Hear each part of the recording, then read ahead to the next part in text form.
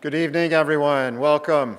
It's great to see everyone here, and thank you all for joining us to mark this milestone for our students. I want to start just by thanking Office of Student Affairs for putting this together.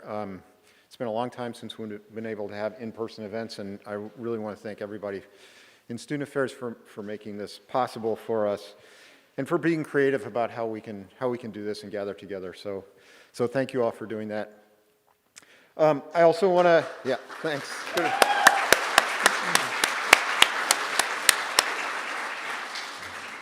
I also want to acknowledge and thank all the faculty and staff who are here, and they're here in support of our students.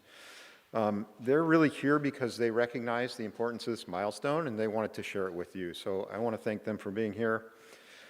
And then most of all, thank you. And then most of all, I'm very pleased to welcome all the friends and the family for our students who are here to go through this and mark this milestone with us today. I'm really delighted to share the moment with you, and it's important for our students to recognize the milestone that they've achieved here, to think and recognize the importance of the next step for them professionally. And I would say I'm very grateful for your support of our students. This program is a really challenging program, and nobody can do it without the support of their family and friends. So thank you so much for doing that.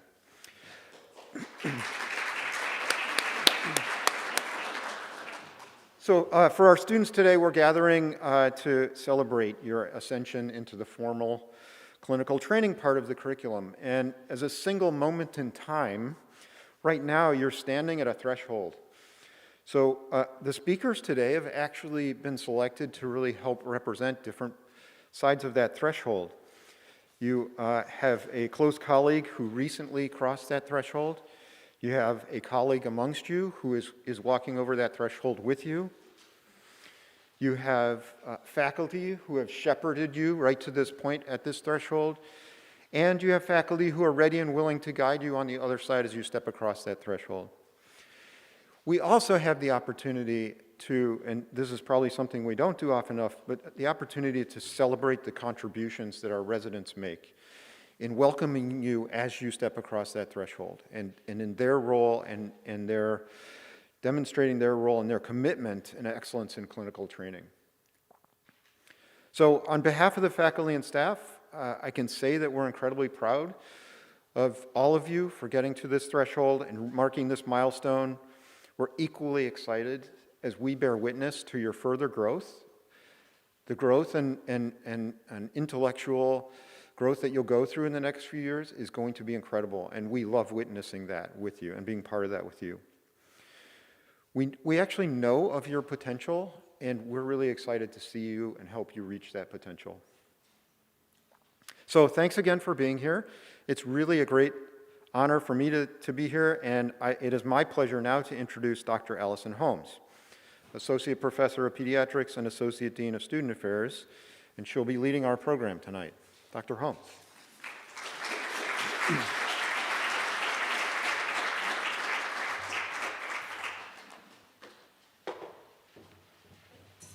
Great. Thank you, Dean Compton, and welcome everyone. I'm really glad to see so many faces here. We're really happy that friends and family could be here. I won't take a pause here, but go on to introduce our first speaker. This is our faculty speaker who's been chosen by the class to share words of wisdom and advice for you as you move on into your clinical years.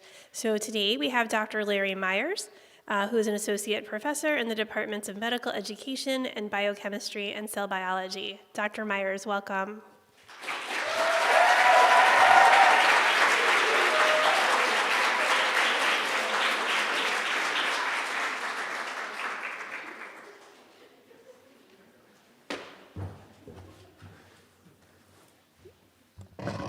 So I thought you guys actually might not recognize me in this form, so I decided to make things a little more recognizable.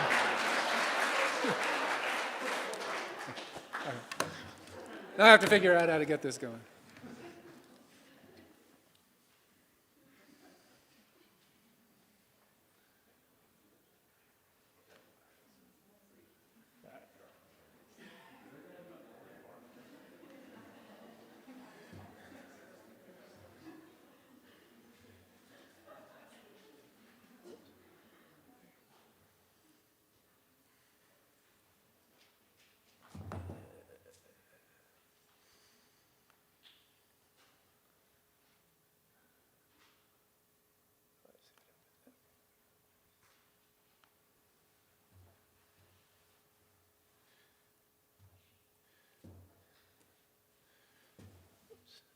had this all set up before you. It's harder in person, huh, Larry? This guy's always giving me a hard time.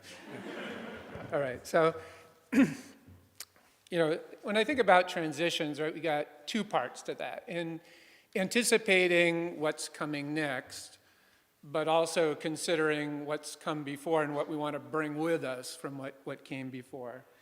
And certainly I'm very unqualified, and especially in the details about what's coming next for you guys. You have some very qualified people. You have Ramsey, you have Dr. Dick, you have a bunch of talented residents who are going to give you a lot of advice on that front. So I'm not going there. What I do want to speak about, though, and I think I perhaps am qualified to speak about, is the qualities that I've seen in this class that I really want to encourage you to bring forward to the next step, and some of the challenges that are going to be, involved with taking those qualities forward. So, it's absolutely clear that this class has had a pretty complicated first 18 months of medical school, right? And I'm sorry to say that it's actually just going to continue to get more complicated in a lot of ways. But I think these qualities that you've exhibited over these past 18 months are really going to help you get through these complications that are coming. And the particular quality that I think that this class has shown in abundance is loyalty to your friends. And this is something I have greatly admired in this class. And but what's coming next, we'll certainly put that to the test. And so we'll get to that, but in a second. But first, I want to maybe make some opening remarks. So, thank you for inviting me. It's been it's a great pleasure to do this, and I've had the opportunity to do it a couple of times before. And I think always my message had been pretty well received by the students, but I'm not always so sure that the message was appreciated by the wider audience, shall we say. I don't know exactly why that, it keeps it was really weird. Like every time I got invited, it would be at a more and more obscure time, like Thursday at 10:30? Like who's going to show up then? Exactly, I think that was the point. Perhaps it was, I made perhaps some comments that might have offended potential, attending donors. Maybe jeopardized a donation that would have started the Coca-Cola Diabetes Research Institute at Dartmouth. You laugh, right? But this is Dartmouth. This is home to the new Irving Institute for Energy and Society, which some well-intentioned donors have helped us out greatly to address climate change and sustainability. The name, however, is, in fact, what you suspect. It is the very people who give you and I the fossil fuels that run our cars and heat our homes. I'm kind of wondering, what's next? The Mitch McConnell Center for Voting Rights? I'm not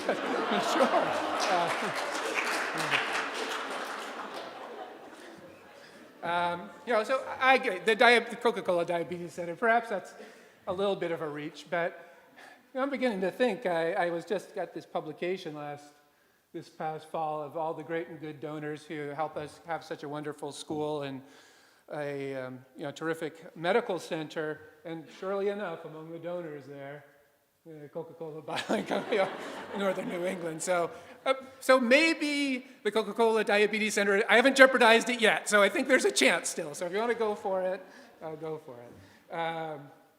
Good luck with that. So,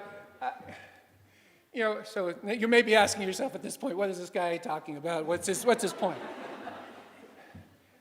So what I've just been talking about, I think, does have a connection to what I want to talk about today, and that is, I've been talking about large institutions, and by and large, every one of you to do what you want to do is going to have to work within a large institution. You will be working in large institutions as you move forward to the next step. And, these institutions could be for-profit, nonprofit, governmental, philanthropic. There are many different organizations in which you can do good through. And it's just, I guess it's my personal experience that this loyalty that you've had to your friends is certainly going to be put to the challenge, at least, of squaring that with the loyalty that you show to your institutions. And by and large, you know, your institutional obligations and your obligations to individuals, be they your friends, your patients as they come forward, they're going to be often very much in concert with each other, but there are some times, you know, when those are going to be challenged. And you know, I'd be foolish to tell you that loyalty to institution doesn't have its rewards. It does. Financial, advancement, prestige, lots of good things that can come with this. You know, so what could possibly be the problem with this? And you know, these institutions have often, you know, like ours, have very noble missions and mission statements and all that. But what there always is with a large institution is there is one mission which supersedes the sort of their stated mission, and that is the survival of the institution. It could be either financial, powerful, et cetera, like that. And the logic is actually pretty hard to argue with in a way, is that if the institution has a noble mission, to fulfill that mission, they have to continue to survive, right? It's hard to argue with that. It's hard to argue with that logic. You know, the problem, however, with that logic is often that it can lead to some pretty perverse results often, where the very noble mission that they're trying to fulfill comes in conflict with the mission of survival. We can see this clearly in politics. We can see this in policing. We can see this in education. We can see this in healthcare. A lot of instances where these two things sort of come against each other. And of course, we also very commonly see this in the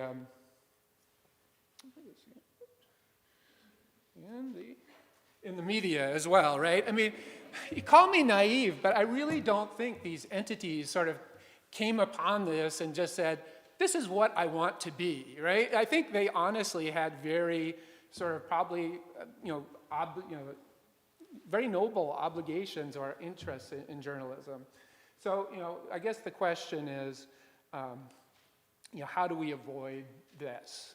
And I want to end by just telling a little story, which I think is an illustration of how you can be loyal to an individual and not be sort of beholden to a survival of an institution, and yet still do a lot of good. So probably most of you in this audience don't recognize this fellow, and that's kind of a shame.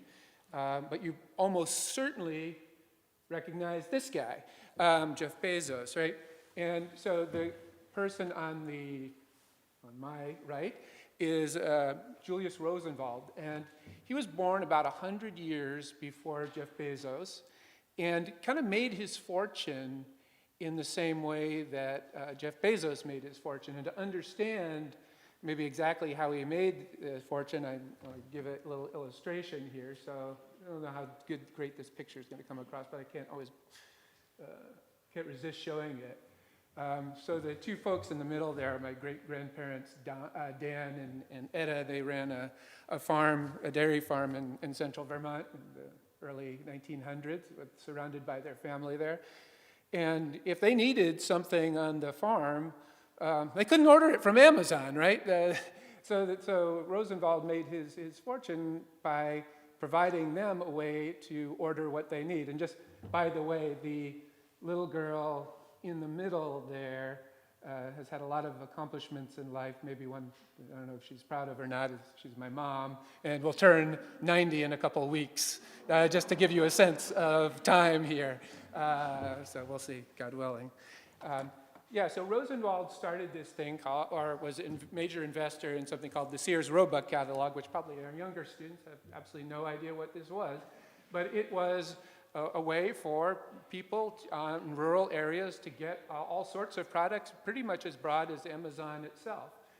Now, I don't want to talk about Sears Roebuck per se, but what Rosenwald did with the great fortune here, and pretty much the equivalent of Bezos, and I think that's where the lesson lied. So about the time this catalog was published, the 1908 catalog, Rosenwald read the book Up from Slavery, a book by his then-to-be friend, Booker T. Washington.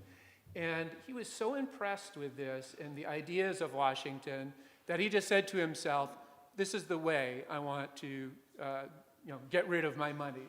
And so using Washington's ideas and his funds, Rosenwald funded a series of schools in the American South that were explicitly for blacks who had really, in the Jim Crow South, had no access to education.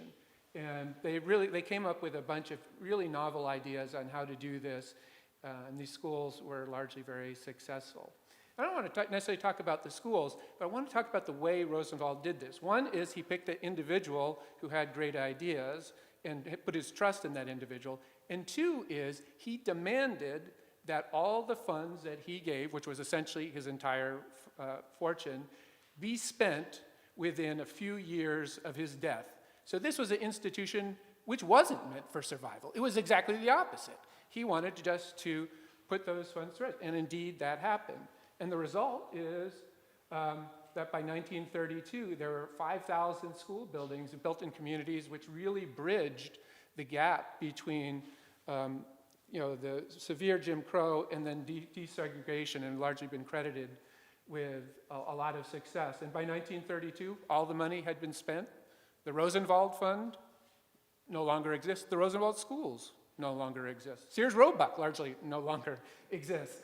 And so I think it's an idea that you can be loyal to an idea in a person and do good, and it doesn't have to be forever. It can be more tangible to maximize impact. So what I want to encourage you to do is continue to be loyal to each other, your future colleagues, your patients.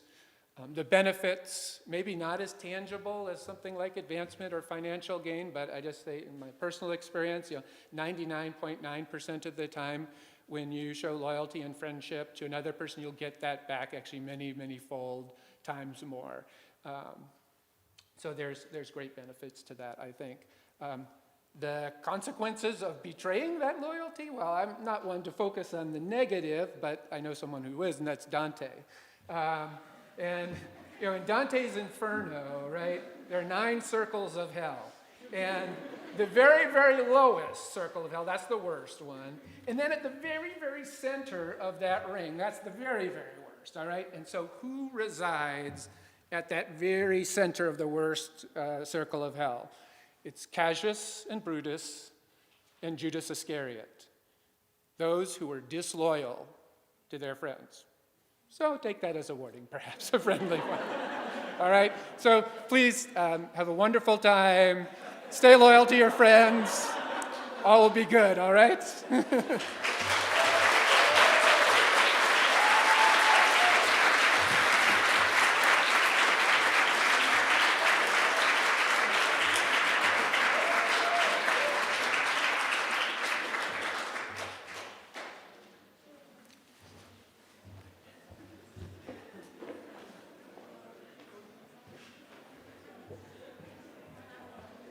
Wonderful. Thank you, Dr. Myers. Our next speaker is Ramsey Vanyelas of the class of 2022. He'll be graduating shortly, and he is a member of the Gold Humanism Society here at Geisel. We're really happy to have him speak to you this evening. Ramsey.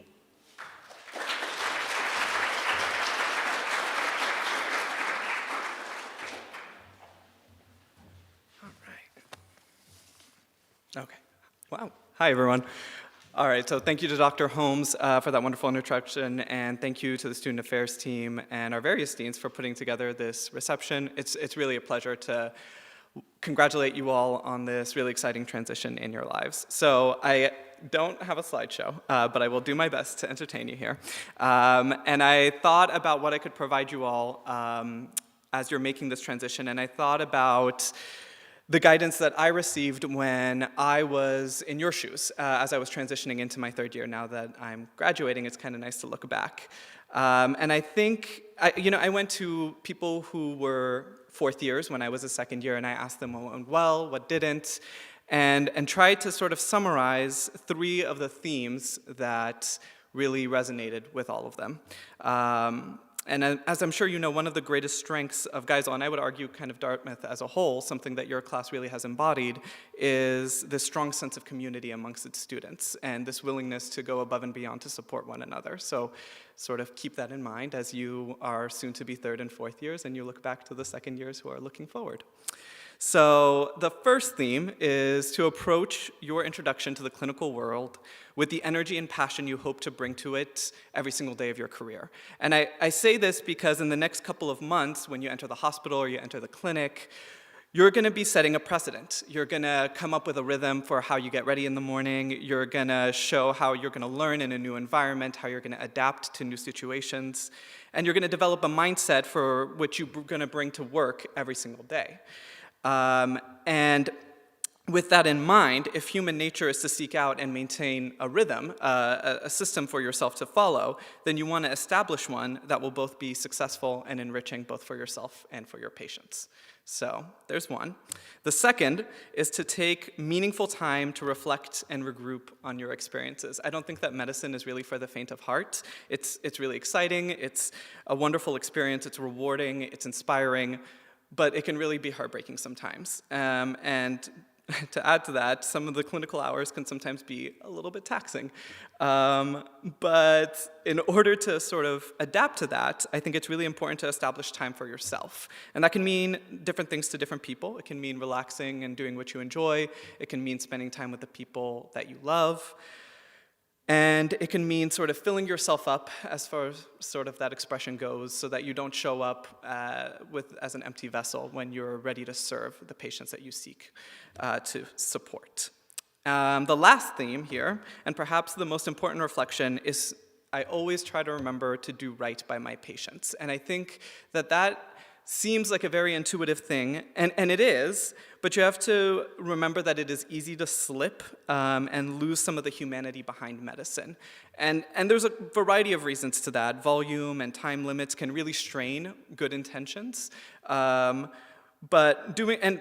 sort of to add to that, doing right by your patients can sometimes involve taking on responsibilities that you don't really associate directly with medicine, and optimizing many different facets of their well-being. So that can mean making sure that they have enough blankets when they're in their bed and they're really cold, and they don't really want to hear anything that you have to say because they're cold.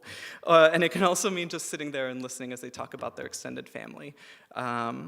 So I encourage you to sort of carve out time every single day with every single one of your patients to foster meaningful connections with them, to attend to them conscientiously and treat them like you hope others would treat your relatives or your loved ones if they were in the hospital. So with that, the last thing that I really want to mention is as I look out into the crowd here, I see so many very successful, intelligent, capable human beings who are going to go out and do wonderful things for the field of medicine, and that's really exciting.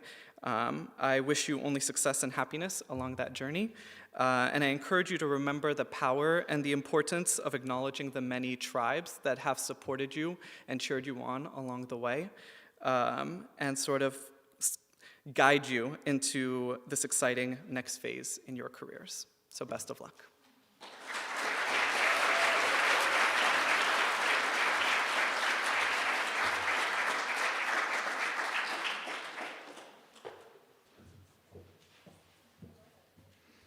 Thanks so much, Ramsey. I'd now like to welcome Dr. John Dick, who's our Associate Dean of Clinical Education.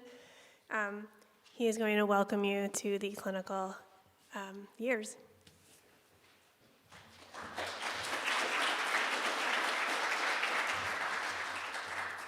Thank you, Dr. Holmes. Thank you, everyone, for showing up this evening. Really appreciate it. It's always a challenge to follow Dr. Myers, which I've had to do over the past 4 years. Dr. Myers, thanks once again for a wonderful presentation.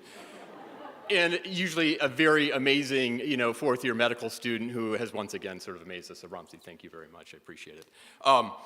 Like a good third-year presentation, I'm going to be short and concise and hopefully accurate. So we have a wonderful clinical education team that is really excited to meet you guys, work with you guys, and I think if you found the lottery exciting, which just ended today, there's so much more in store for you, right? So for people who don't know, we ran the lottery today. Our second-year students found out when they're going to be doing certain rotations and in what corner of the country they're going to be doing those rotations. So I hope that worked out okay. Can I see any hands? Did anyone win the lottery? Yes, yes, lottery winners. I'd like to see all of the students' hands up because you've won 2 lotteries. You've won the genetic lottery. You're here. That's not a joke. You've won the genetic lottery. So if you have a family member next to you, a parent, a grandparent, please turn to them and say thank you for allowing me to win the genetic lottery. It is absolutely amazing that we are standing here as human beings. It really is. In the face of a pandemic, which unfortunately has taken way too many lives, right? And that's just one pandemic, and if we think back on the whole, longevity of, human history, right, it's one of many. So you've won the genetic lottery, so you've won that, right?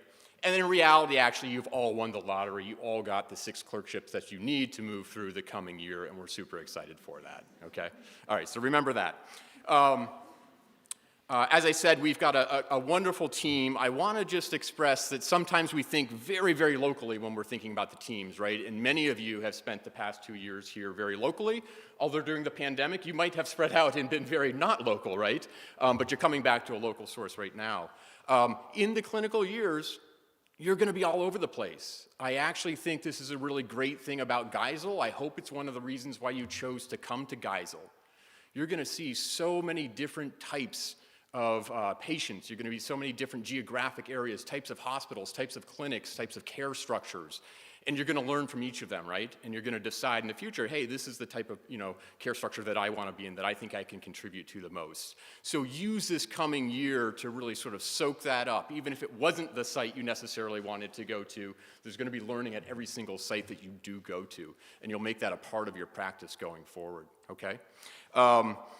Let's see, the other piece is that I want you to know, and this is going to be a little corny, I apologize, but could all the non-students stand up, please? So everybody is here supporting our students, faculty, staff, family, friends. Thank you. We're going to give you a round of applause for everything you've done. Stay standing. Stay standing, please. This is the important point. It's really, really hard to get through medical school.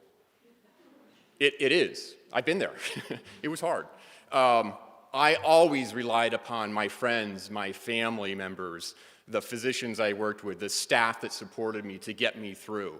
Everybody's path is difficult. Everybody is going to question at some point, can I do this?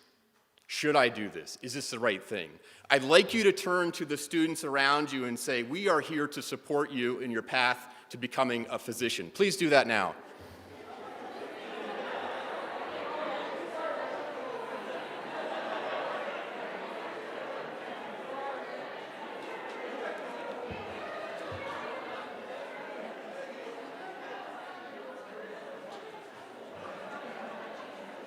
All right, thank you for doing that. It requires that support, and it goes both ways, so I appreciate that. A shout out not only to the folks who are here, but the folks who cannot be here. A big shout out to our residents and house staff, I think some of whom you're going to meet shortly, who have been really exemplary teachers. They will actually teach you more than I'll ever be able to teach you, and so look to them. And a shout out to our alumni and to our alumni office. So as you go out and about, you're going to interact with tons of different people. There are alumni, like me, who really, really want to see you succeed. And sometimes they'll give you a place to stay. Sometimes they'll give you a meal if you're traveling out to CPMC and you're stuck out there or you want to be out there. So please make use of the alumni connections that we all have here. It's an important part of the community, I think, that we've been speaking about. All right, lastly, we are a community, and this is a transition ceremony, and you're thinking about, well, I'm transitioning away from this sort of maybe undergraduate campus into the broader clinical context. I'm already not being a good third-year medical student. I'm going way over 3 minutes, so sorry. You're going to see the same people again and again, right? So, I'm seeing some of our excellent on-doctoring preceptors and facilitators here. I'm seeing faculty members and staff members here. Just because you're making the transition, they aren't going away. They're with you. In fact, many of them work in the hospital. So you're going to continue to see them, and that's really important. And if you didn't think you were going to see Dr. Myers, well, guess what? If he continues his bike riding, you're probably going to see him in the ortho clinic. I've been there too. Well, wonderful. Thank you, everyone, for coming out this evening. We really look forward to having you in the clinical environment. You're in great hands, and we're here to support you. So, wonderful. Thank you.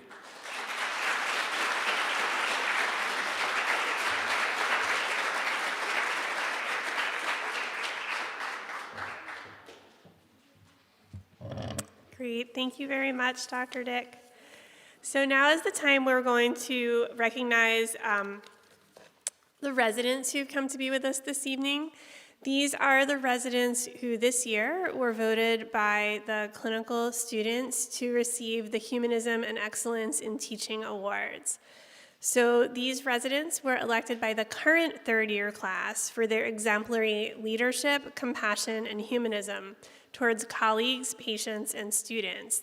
They're held up as role models for you to emulate, but also as resources for you when you move onto the wards and into the clinical environments. Each of our recipients will receive a certificate from the Gold Humanism Foundation recognizing them as a member of the Gold Humanism Society. So I'm going to go through this year's recipients one by one. Some of them are able to be here this evening and will be coming up to say a few words. Some of them were unable to be here this evening and have sent in some words that I will share with you on their behalf. Our first recipient this evening is Dr. Matthew Anton from the Department of Surgery. I don't believe Dr. Anton is here. Okay.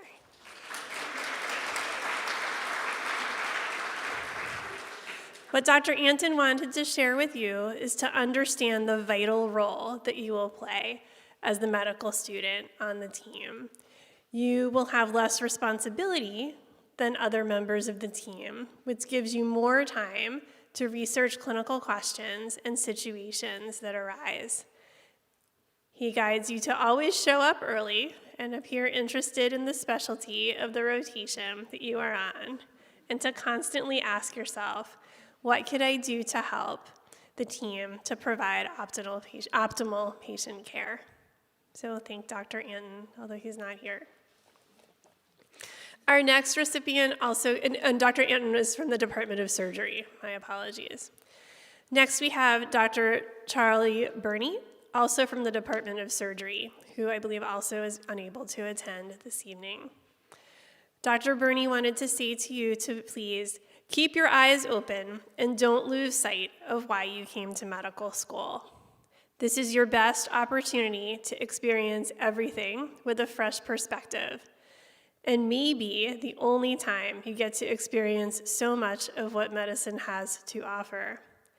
Learn as much as you can from every clerkship, especially the ones you're not interested in for pursuing as a career. So thank Dr. Burney.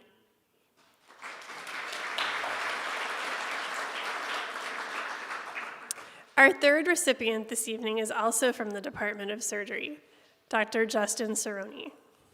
Welcome.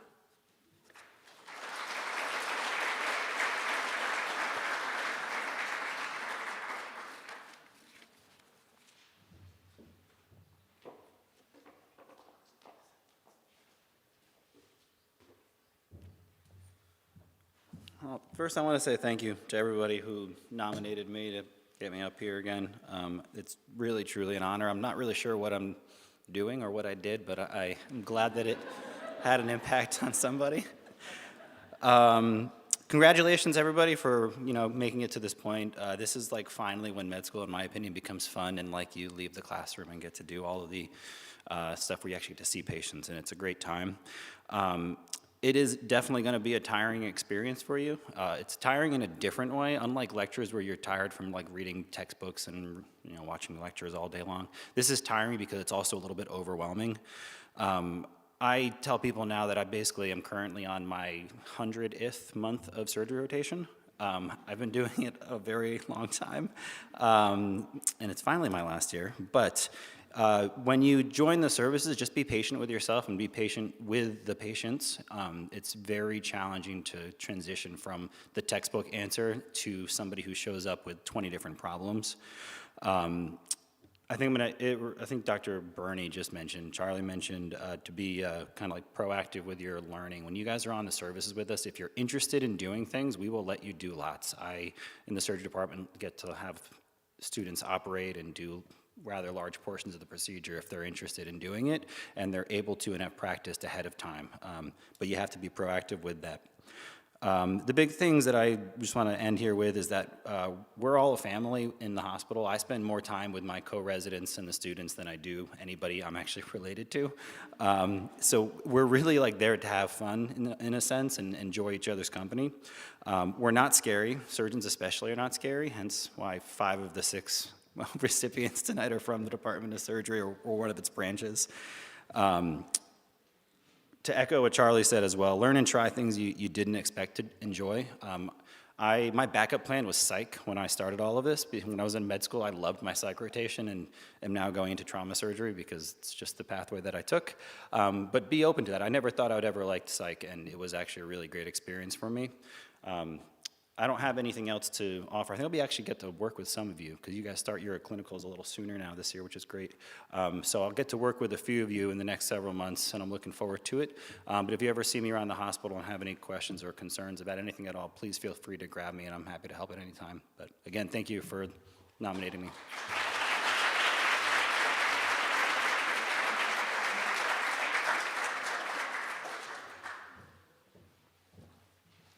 Next recipient is Dr. Prashanthi Javarkar from otolaryngology. Is she here this evening? Okay.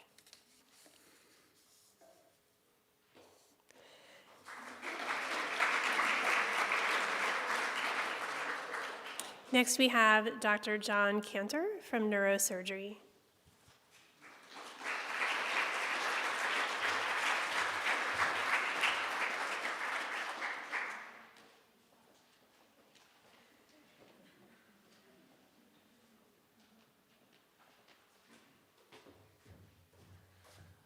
Right, public speaking, very uncomfortable, excellent.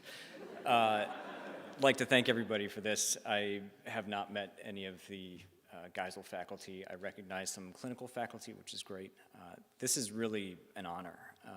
Nobody ever taught me how to be a teacher, and all of a sudden you graduate from medical school, and even in med school, all of a sudden you get thrust into a situation where someone says, go teach this person how to do something.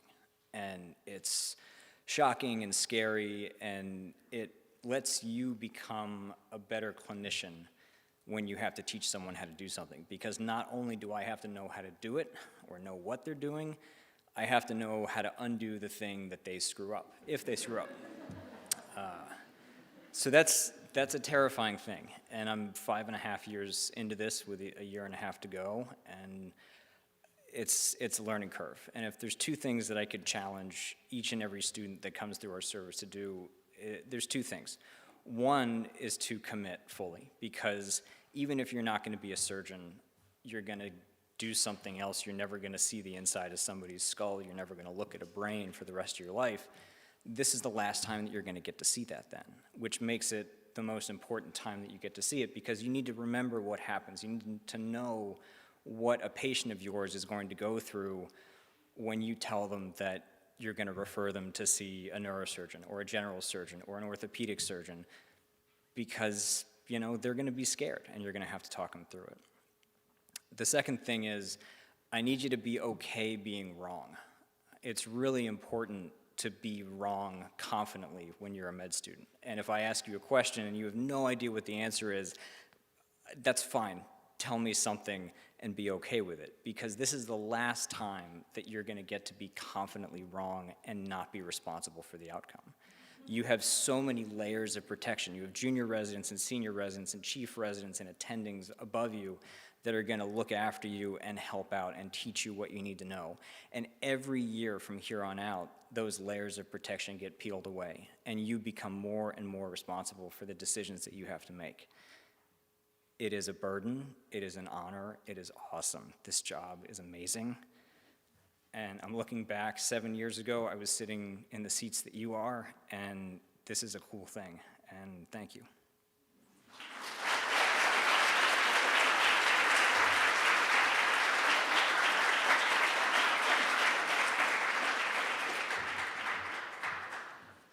Thank you. Our final recipient this evening is Dr. Pamela Trio from the Department of Internal Medicine.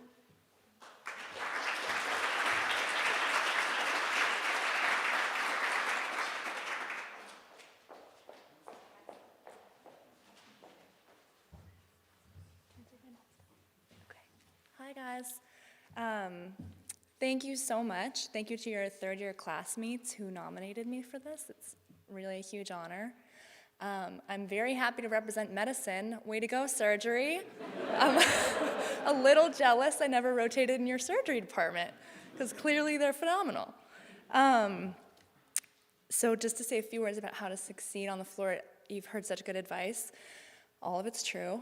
I think for me, the most important part of medicine and the hallmark of a good day in residency is that I learned something and then I formed an important connection with somebody.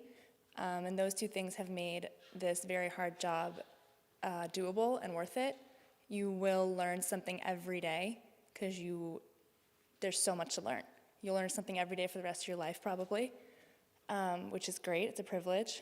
In terms of connecting with people, I think the humanity of medicine is the most important part. Very quickly, I wanted to share with you that yesterday, I transitioned a patient of ours who we'd had for 3 weeks to hospice care at the JBC, which is amazing. You should rotate there. And her husband, who I talk to every day, her husband of 58 years, I called him to say she got in the ambulance, she looked okay, she was on her way, and he said, "Do you think I'm doing the right thing?" And I said, yes, but I thought, wow. He's not asking, is she going to die from this infection? Is there a different antibiotic? Is there, something going on with the septic emboli? What if we tried this other thing?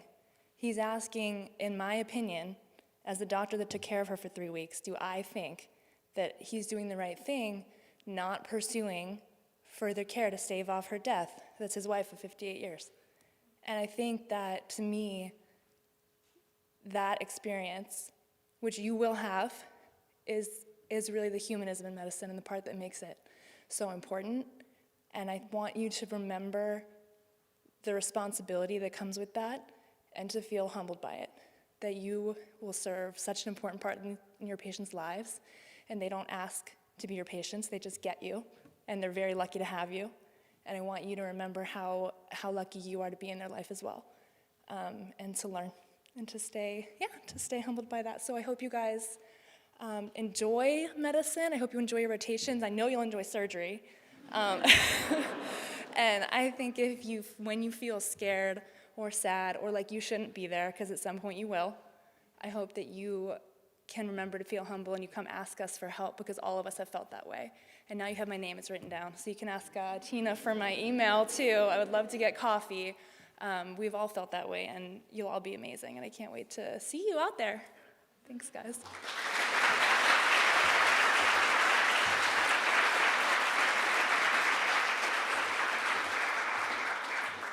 Thank you very much. We now have a speaker elected by the class, and really pleased to introduce this evening, Siri Zhang.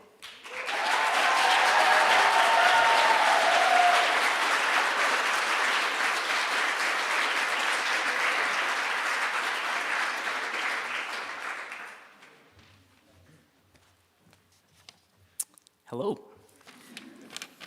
So I feel like I'm following a lot of excellent wisdom, so I don't have too much to say. I feel as if every one of you in our class has inspired me and helped me grow more than I could do for any of you. So with that being said, in the brief amount of time that I have in front of you all today, I'd like to share my gratitude for you all and celebrate all the successes and the challenges that we've helped each other through during our preclinical years. I'll never forget the joyous victory of the Swenson Cup, or the utter chaos of the river float.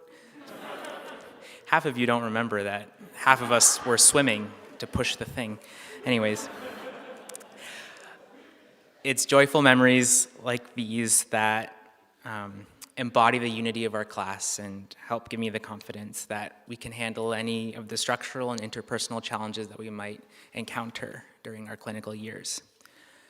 I think the outcomes of the pandemic that's still ongoing have really made palpable the many forms of structural violence that contribute to someone's health.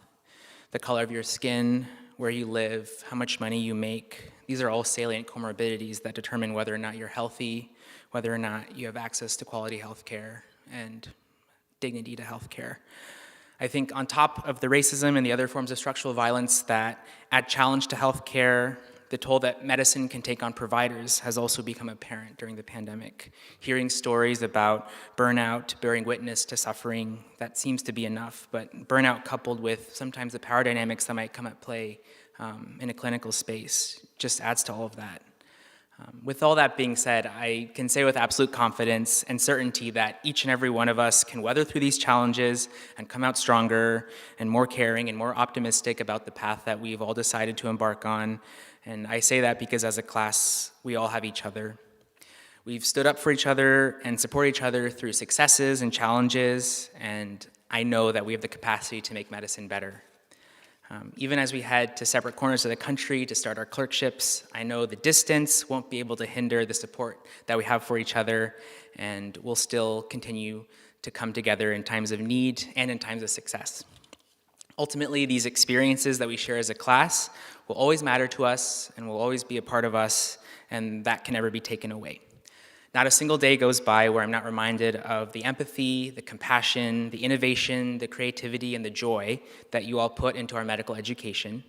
And there's not a single day where I'm not grateful for every one of you.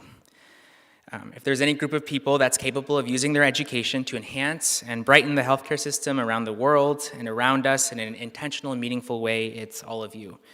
Crossing paths with all of you in medical school has been one of the greatest privileges of my life. I'm gonna miss you all a lot, and you all are gonna absolutely crush it. So thank you all.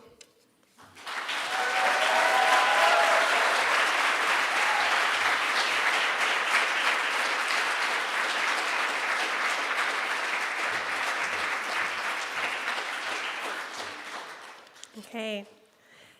At this point, I'm going to bring you back to your white coat ceremony, to your mission statement. So as you leave for the wards, I'm going to remind you all of the statement that you created when you first arrived. So this evening, Kathleen Wilson will lead you in the mission statement. Kathleen?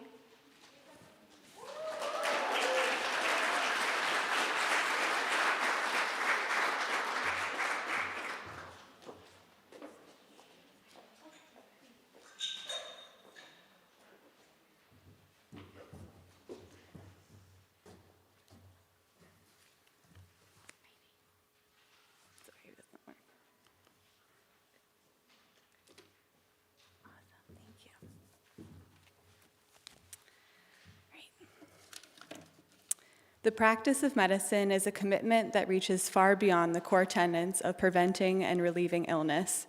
Physicians have the privilege of being present for the most vulnerable moments of human life, while existing at the unique, inextricable interface between biological science and intimate human connection. Akin to life, medicine is propelled by dynamic erudition and growth rather than mastery. We, the Geisel School of Medicine, class of 2024, commit our professional lives to fostering space for lifelong improvement and healing and promoting excellence in our practice. To the communities we serve, We vow to uplift and stand with you. We will let humility, empathy, and curiosity guide us as we learn from you. In the face of injustice and health inequities, we will strive to fiercely combat structural violence and use the privilege of our platform to amplify your voices and experiences. To our families and friends, we thank you for your support through this transformative journey. We will honor your unwavering belief in our potential and the sacrifices that you have made so that we may pursue our dreams. To ourselves, we will evolve with purpose and grace. We have the privilege to touch lives, and this ability will inspire us to engage more deeply, push ourselves further, and expand our perspectives. We will bring our whole selves to our relationships with patients and colleagues. In light of arriving at medical school during unprecedented times, it is important to lean on one another and remind ourselves of our own needs in addition to those of the communities to which we hold ourselves accountable. When medicine challenges us, we will recognize that we are presented with the unparalleled and humbling opportunity to remind ourselves of our humanity. We will continue to find time for humor and levity. If we begin to lose sight of our commitment to service and our collective aspirations, we will recall the passion and drive that led us to medicine, our oath to our communities, and endeavor to persist. Thank you.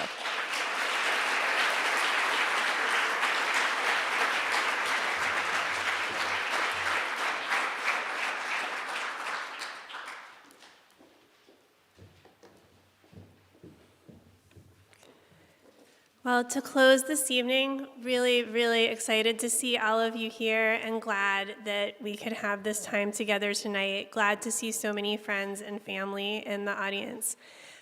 Just so I don't forget, immediately after the ceremony, please offer a grab-and-go dessert to bring with you to celebrate together with your families. We really regret that we couldn't have an in-person reception with people eating together.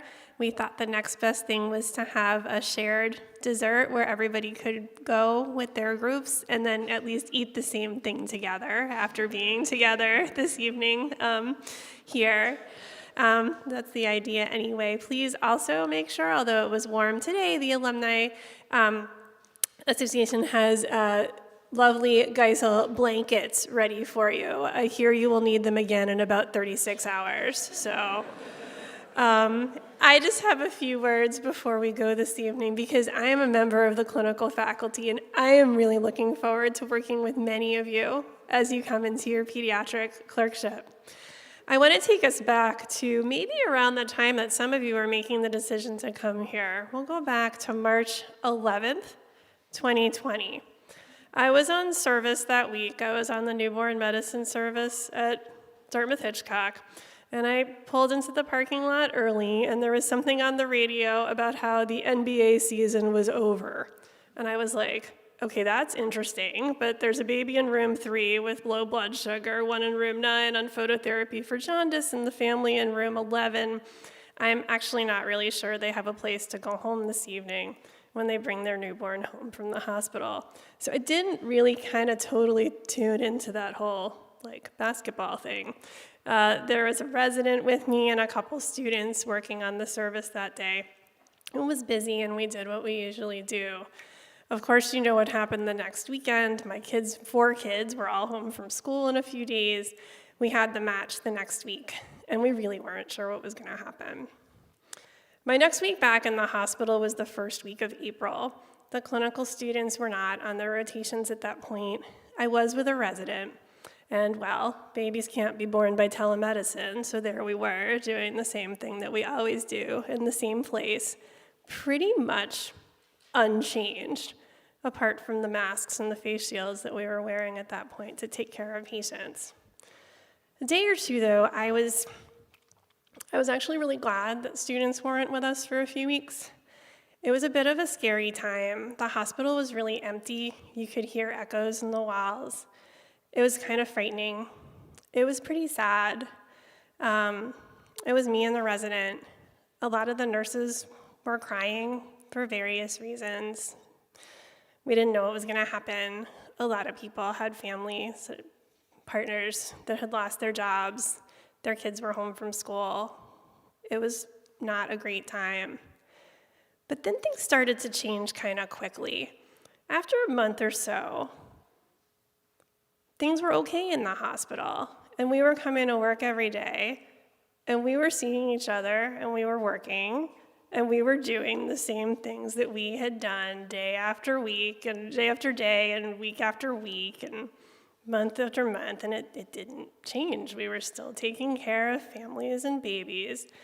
And then I sort of felt like I was like breaking some kind of a rule because I was there doing the same things and the whole rest of the world was kind of stuck at home, not leaving and not really interacting with people. And I actually felt really privileged and fortunate to be able to do it. So we went on, and since then we've just simply continued. Even this past December, when many of you were on vacation, I was working in the hospital on your vacation, and I got a number of emails from you and the class below you, and they said, "Oh my gosh, I'm sorry to bother you. I've heard the cases are really high. Boy, it must be kind of crazy at the hospital, or things kind of nuts there." And I was like, they're actually not. They're really normal. We're just doing the same thing that we've been doing day after day and week after week and month after month in the same way. So maybe we're donning and doffing PPE a little bit more than we were before, but we're still here to welcome new life into the world because that's what we do. And now you get to join us on that other side. And we're really, really excited for you to be there. It's the place that's actually stayed more the same through the last 2 years. And we're really, really excited for you to be with us. So welcome.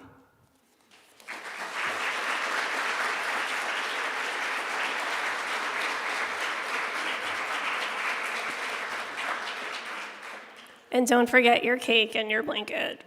Have a good evening.